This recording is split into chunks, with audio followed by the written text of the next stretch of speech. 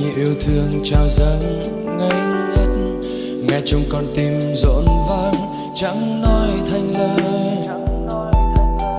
Cảm xúc thật tuyệt vời phút giây này, tay trong tay nhau niềm vui như thế, hai con tim ta hòa chung tiếng hát lời nguyên ca.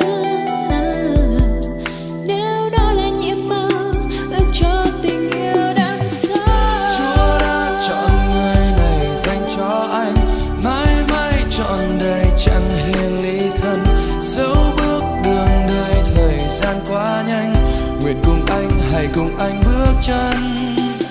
dẫu sẽ gặp nhiều thật nhiều trong gai, hãy hứa trọn đời chẳng hề chia hai. Ước muốn nguyện thề tình yêu mãi mãi.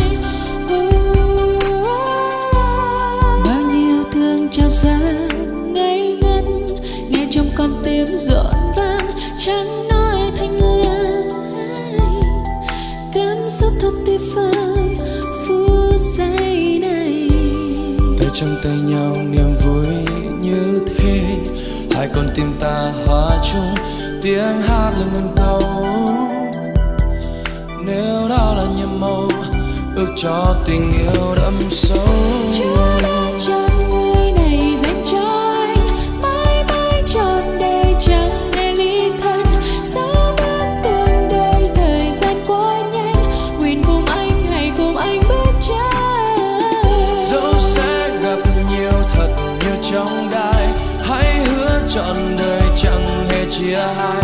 Ước muốn nguyện thề tình yêu mãi mãi.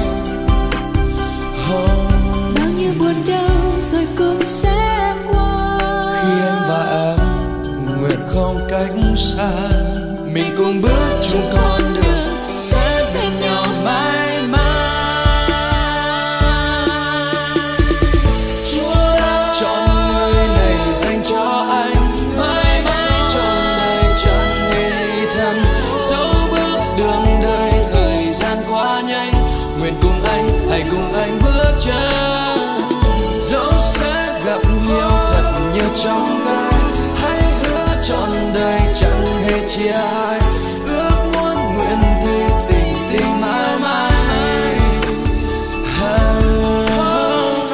Chúa đã chọn người này dành cho anh, mãi mãi trọn đời chẳng hề ly thân.